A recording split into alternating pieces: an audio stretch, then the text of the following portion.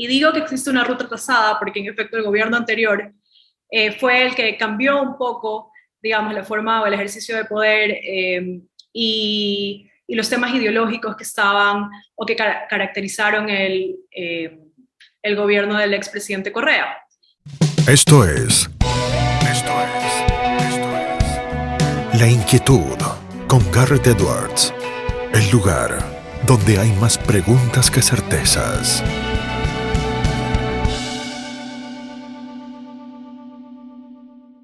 Damos vuelta de página aquí en La Inquietud por CNN Radio Rosario. Tenemos un placer, un privilegio. Vamos a sumar una amiga aquí para charlar. Ella es abogada, es máster en Derecho y Finanzas de la Universidad de Oxford. También ha estudiado en Sciences Po, en París, en Francia. Hasta hace muy poquito tiempo estuvo como la cabeza de la coordinación para la facilitación del intercambio internacional en vicepresidencia de Ecuador. Es una destacada columnista y analista política. Es Milica Pancic. Milica, ¿cómo estás? Garrett Edwards te saluda aquí desde Argentina.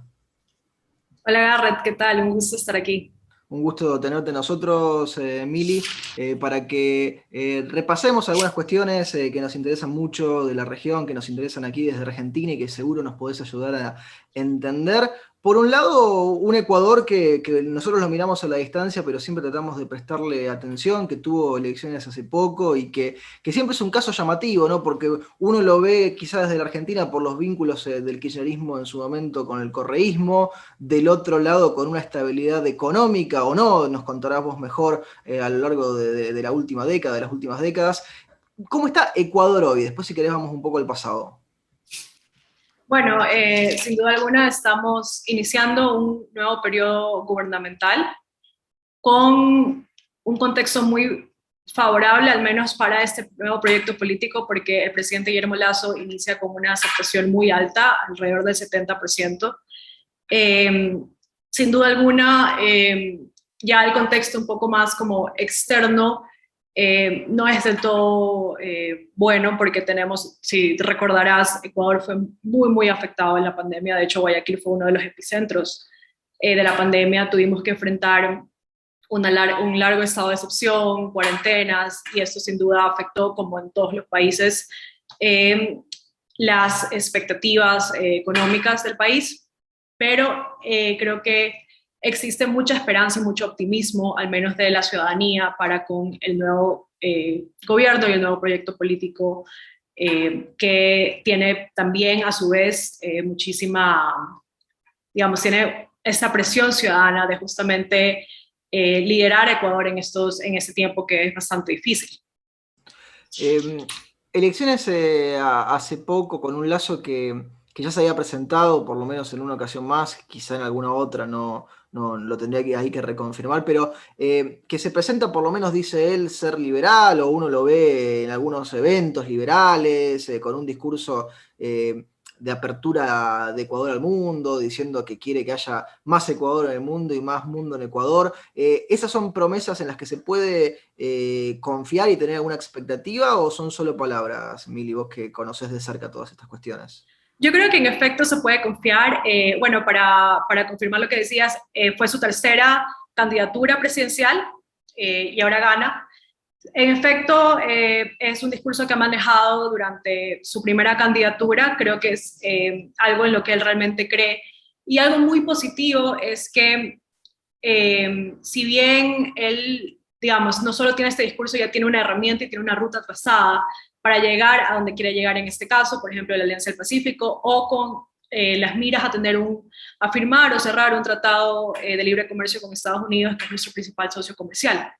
Y digo que existe una ruta trazada porque en efecto el gobierno anterior fue el que cambió un poco, digamos, la forma o el ejercicio de poder y los temas ideológicos que estaban o que caracterizaron el gobierno del expresidente Correa.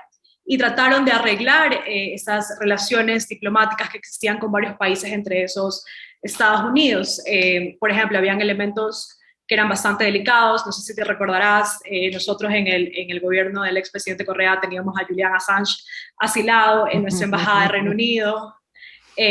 También, por ejemplo, existía un caso judicial, que es el caso Chevron, donde se Claro. culpaba a la compañía americana de una importante contaminación en la Amazonía, y en el periodo del expresidente Correa, dentro del Ejecutivo había como una especie de, digamos, o sea, se animaba mucho a que se declare esta culpabilidad, no respetando un poco digamos, la separación que debería haber entre la función judicial y la función ejecutiva, y ese tipo de cosas deterioraron por una década las relaciones que teníamos.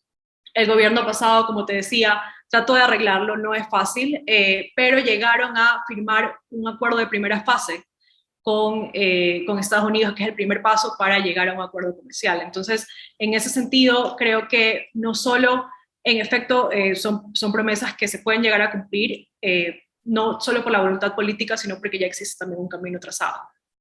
Dijiste algo muy interesante, quiero hacer un excurso, después volvemos, ¿no? Pero hablaste de lo de Assange, que bueno, le parecía tan extraño viéndolo desde la Argentina. ¿Cómo lo tomaban desde Ecuador que se hubiesen metido en una cuestión internacional que en principio les pasaba por el costado, como fue que se le diera asilo a Assange en la embajada ecuatoriana en Reino Unido? ¿Era un tema permanente de discusión? ¿No era una cuestión a la que se le prestara demasiada atención? Digo, como justo lo mencionaste, me acordé y me vino al recuerdo.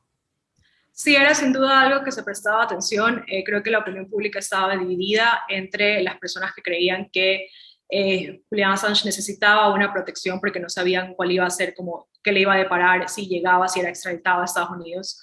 Había la otra opinión en la cual se mencionaba que Ecuador no tenía nada que hacer en un tema que no le competía en absoluto. Y no solo eso, sino también eh, que le estaba generando un deterioro de relaciones con Estados Unidos, con Reino Unido, y un gasto de recursos públicos importantísimos para la protección de Julian Assange. Entonces, digamos, era un tema muy importante, y como te digo, la opinión pública estaba como dividida al respecto, pero bueno, finalmente en el gobierno pasado se decidió entregar a Julian Assange a la justicia. Te sigo llevando por la línea temporal porque otro punto que sin duda alguna ha sido llamativo de los últimos tiempos, vos lo conocés muy de cerca y perfectamente, desde lo profesional, desde lo personal también. Lenín Moreno llegaba, ¿sí?, al poder marcado como el delfín de Correa en esas elecciones, pero termina en definitiva generando una suerte de bisagra o una bifurcación, ¿no?, en lo que es la historia ecuatoriana reciente. ¿Esperaban eso cuando Moreno llega a la presidencia? Porque digo, acá en Argentina tenemos el caso, algunos imaginaban un Alberto Fernández como un personaje más moderado, que a lo mejor iba a terminar generando algún tipo de separación de Cristina Fernández de Kirchner, no obstante que ella era su vicepresidente, es su vicepresidente y es quien lo puso en el poder. Alberto Fernández no logró colmar ninguna de las expectativas. Lenín Moreno hizo un cambio ahí, ¿no? Sí, sin duda alguna, yo creo que nadie se lo esperaba. Y fue un cambio bastante, digamos, fue una separación bastante amplia de, bueno, como te decía, no solo de cómo ejerció el poder Rafael Correa, sino también de tomar, digamos, un rumbo totalmente distinto. Entonces, en eso podemos mencionar la independencia de funciones del Estado. Creo que se dio un buen inicio en ese sentido, porque antes, en el gobierno anterior, en el gobierno antecesor, lo que sucedía es que muchas funciones del Estado tenían cierta injerencia desde el Ejecutivo, y eso no ayudaba a la institucionalidad del país, ¿verdad? No ayudaba a la seguridad jurídica, no ayudaba a la protección de los ciudadanos. Entonces, este creo que fue un punto importantísimo que se dio en el gobierno pasado. Otro punto también, como lo hablábamos, es un cambio en la política económica, un cambio ya de apertura comercial, hacer como esas pequeñas, digamos, dar esos pequeños pasos, esos pequeños inicios, eh, y creo que sobre todo tomarlo como un periodo de transición. Creo que el expresidente Moreno siempre lo tuvo en mente, que él era un gobierno de transición hacia ya otro periodo político, y en efecto, no lo esperábamos, pero entre todos ciertos cambios realmente fueron positivos en ese sentido. Yo ya sé la respuesta, pero en realidad es para que lo compartas con la audiencia. ¿Ecuador tiene inflación? Bueno, ahorita, si no me equivoco, está entrando en un periodo de deflación. Tienes que tomar en consideración que Ecuador es una economía dolarizada y eso nos ha ayudado muchísimo. De hecho, fue una protección importante cuando hubo, digamos, en estos 10 años, de la década del expresidente Correa, mucha inversión pública, mucho gasto público. Eso nos ayudó justamente a mantener una economía relativamente sana, porque no existe ese control político de la moneda, no existe la posibilidad de crear moneda y por tanto generar esta inflación. Entonces, creo que de hecho ese es uno de los elementos más importantes cuando se habla de Ecuador, y de hecho se considera que es la dolarización, la política de Estado más exitosa que ha tenido el país. Ya va 20 años de esta política y tiene una altísima aceptación de la población. Es decir, que ahí sería una política pública que es tanto aceptada y continuada, no importando el aspecto político ni el lugar desde donde venga el que esté ocupando el poder, ¿no? Así es, tanto es así que el expresidente Correa ideológicamente tenía sus reparos contra la dolarización, pero nunca pudo cambiarla. Aunque, digamos, había ciertos elementos que a la gente temía que podían hacer una apertura hacia un cambio de moneda, como por ejemplo la dolarización. No se menciona específicamente en la Constitución que él establece. Entonces ahí dejas abierta la puerta para que el cambio sea mucho más fácil, tal vez a través del legislativo, etcétera, etcétera. Pero finalmente no ocurrió porque en efecto existe una alta aceptación de la población y hubiera sido un costo político sumamente alto. Cuando arrancaba la pandemia, Mili, estabas terminando tu maestría en Oxford, luego seguiste avanzando, has recorrido gran parte del mundo por motivos profesionales y por motivos personales a lo largo de la pandemia. ¿Qué es lo que más te ha llamado la atención de la gestión de la pandemia en los distintos lugares donde has estado en este último año y medio? Bueno, la verdad es que sin duda fue un tema que fue un fenómeno que nos tomó por sorpresa a todos. Yo en ese momento, como dices, estaba en Reino Unido. Boris Johnson en algún momento, de hecho, tuvo la gran idea de dejar que todo el mundo se contagie. Ese fue como el primer approach del Reino Unido, que nos tenía a todos asustados porque era una enfermedad de la cual no sabíamos mucho. Y creo que justamente ese elemento de incertidumbre afectó muchísimo a los gobiernos porque no podían tomar políticas públicas basadas en un análisis serio, porque no habían datos, no se conocía mucho de la pandemia, no se conocía, perdón, mucho de la enfermedad, de los efectos, tanto a corto como a largo plazo, ni siquiera se conocía el porcentaje de mortalidad. Entonces, era muy difícil para ellos tomar decisiones digamos, en un ambiente de incertidumbre. Y creo que eso lo vimos en la gran mayoría de gobiernos, específicamente gobiernos que suelen ser democráticos, con la excepción de Nueva Zelanda, si no me equivoco.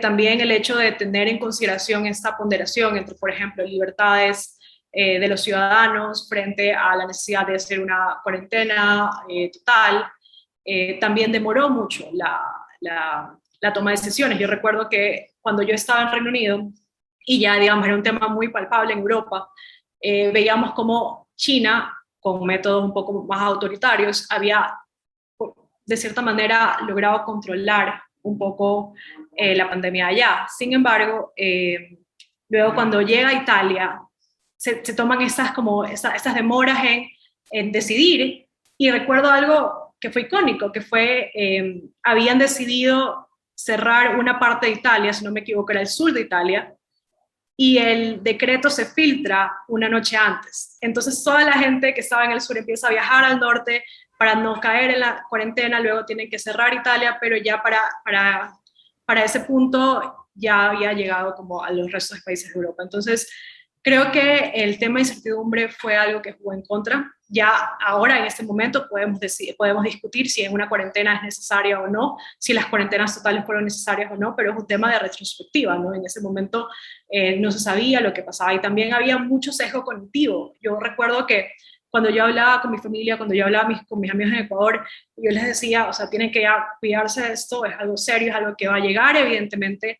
Existe este sesgo cognitivo del optimismo que te dice, no va a llegar acá, o cuando ya tenían contagiados, digamos, la primera paciente que se detectó, decían, pero solo es una persona, no va a pasar a mayores, ¿verdad? Entonces, siento que ese tipo de elementos jugaron en contra, y por suerte ahora ya conocemos más, tenemos más datos, tenemos una vacuna en tiempo récord, creo que es algo muy, digamos, es algo que sin duda es esperanzador, ¿no? Porque te muestra a dónde puede llegar la humanidad cuando en efecto se junta a un objetivo común.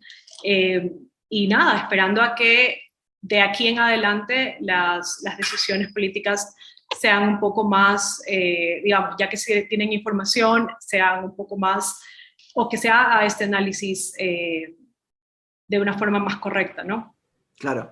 Te conecto con otro tema que a mí por lo menos me preocupa bastante, lo charlo siempre con mis entrevistados, y que tiene que ver ahora para que vos desde allá, desde tu perspectiva, nos ayudes a analizar a la Argentina. Y cuando charlo a veces con la gente que está en Europa o con la gente que está en los Estados Unidos, suele aparecer la idea de la irrelevancia, ¿no? De una Argentina que se ha vuelto irrelevante en el esquema internacional. Desde Ecuador y desde los alrededores, ¿la Argentina es un tema, sigue teniendo una órbita o es solamente una nota a pie de página? ¿Cómo está la Argentina vista desde afuera hoy por hoy? Bueno, al menos en el campo de Ecuador, creo que sigue siendo un tema relevante porque es un tema regional. Y nos hemos dado cuenta que lo que sucede es más, sumamente, digamos, la pandemia es el mayor ejemplo de que lo que sucede en algún lado de alguna manera te puede afectar a ti, ¿no? Y cuando hablamos de una región como Latinoamérica, sin duda alguna es un tema que importa, es un tema del cual se está pendiente, sobre todo con, digamos, con este cambio que hubo. Creo que existe mucha, al menos aquí en Ecuador, existe cierta analogía que se hace con respecto a Mauricio Macri y a Guillermo Lasso, ¿no? Existe una, porque aparte que son amigos, que tienen, digamos, perspectivas políticas muy similares, también existe ese temor que se cometan errores parecidos, ¿no? Y que finalmente desemboquen nuevamente en un cambio de proyecto político un poco más radical. Entonces, sí, sin duda alguna sigue siendo un tema relevante, al menos en Ecuador, por ser, digamos, por compartir el mismo contexto regional. Pensaba, ¿no? En lo de Macri y en lo de Lasso, ¿no? Y cómo parece a veces que algunas cuestiones no se dan en tándem, ¿no? Muchos gobiernos que a lo mejor se hubiesen llevado muy bien, pero que se han dado en momentos distintos, ¿no? En Uruguay con la calle Pou, Piñera que sí compartió bastante con Mauricio Macri desde Chile, un Bolsonaro que más allá de lo que podamos opinar de Bolsonaro en particular, que es un personaje bastante particular, pero que sin duda alguna que se hubiese llevado mejor con Macri que con Alberto Fernández, si hacemos el esquema acá en el cono sur. ¿Hay algo que te preocupe de la región hoy por hoy? ¿Algo que marques esto es un patrón o algo que estás siguiendo, que estás viendo, a lo que le deberíamos prestar atención? Eh, bueno, es una pregunta complicada. Creo que la región, siento que la región está tomando, digamos, cada país está tomando su propio rumbo. Creo que hace, digamos, 14 años veíamos cómo la región de cierta manera estaba un poco unificada, ¿no? Teníamos políticos muy parecidos, teníamos con proyectos políticos muy parecidos, eran muy unidos, crearon estas iniciativas regionales como la UNASUR y tal. Siento que en la actualidad eso se ha roto un poco. Siento que cada país está tomando su propio rumbo y hay que ver cómo se reconfigura la región a partir de eso. Y creo que la preocupación, la mayor preocupación es justamente las decisiones que se tomen desde el poder, desde el gobierno, para la recuperación económica y social luego de la pandemia, porque Latinoamérica ha sido de las regiones más afectadas por este fenómeno. Entonces, creo que es eso, es ver cómo se reconfigura la región luego de que ya digamos, se siente un poco, por ejemplo, Lazo, que recién empieza a llegar, ver lo que sucede en Perú, y así sucesivamente. Y también cómo podemos como región, ¿no?, unir esfuerzos para poder salir de forma exitosa a una buena recuperación, ¿no?, en lo social y lo económico, como te mencionaba. Miri, aprovechamos que te tenemos, te hacemos dos o tres preguntas más. Una tiene que ver con algo de lo que venís hablando desde hace bastante, que son muchos de los temas que estuviste trabajando en vicepresidencia en Ecuador hace poquitos meses, hace poquitas semanas incluso, quizás según cómo lo contemos.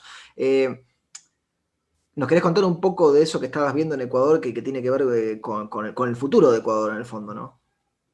Claro, digamos, como tú bien lo decías, yo supervisaba o articulaba temas de comercio internacional que evidentemente son importantes cuando ya se habla de una recuperación económica, ¿no? La apertura comercial que puede tener Ecuador, ese potencial que todavía no está 100% explotado.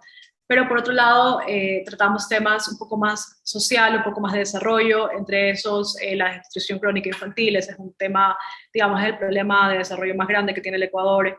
Tenemos una tasa, bueno, del 2018 del 27% de niños que sufren esto, y esto, digamos, tiene una consecuencia importantísima en el desarrollo del país, porque aparte que tiene consecuencias irreversibles en el ser humano que la sufre, el país también se ve afectado en general. Entonces, y se ha probado que no importa si tienes crecimiento económico, si tienes incluso reducción de la pobreza, este es un fenómeno que está un poco, si bien puede estar interrelacionado, no necesariamente la mejoría en estos indicadores va a significar una mejoría. Entonces, se requiere, digamos, una respuesta articulada del Estado, porque es uno de los temas en los cuales se ha probado que los mecanismos de mercado no son suficientes para generar una solución.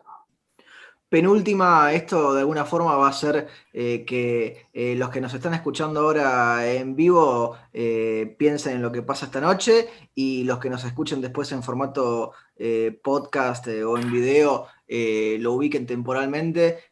Juegan esta noche Argentina-Ecuador por la Copa América. ¿Quién gana? Esa es la penúltima pregunta, Mili. Bueno, la verdad es que le tengo mucha fe a Ecuador.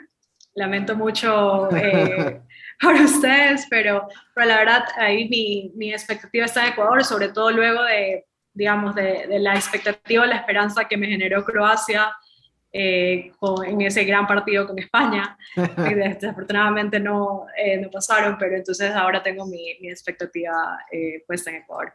Y te hacemos la última pregunta, se la hacemos absolutamente a todos nuestros entrevistados. El programa se llama La Inquietud, es un juego de palabras. ¿Qué inquieta a Milica Pancic? Muchísimas cosas, la verdad. Siento que ese futuro, esa reconfiguración de las políticas públicas ante la pandemia nos genera muchísimos retos, pero a la vez muchísimas oportunidades. Ver los rumbos que toma cada país, como te decía, en nuestra región.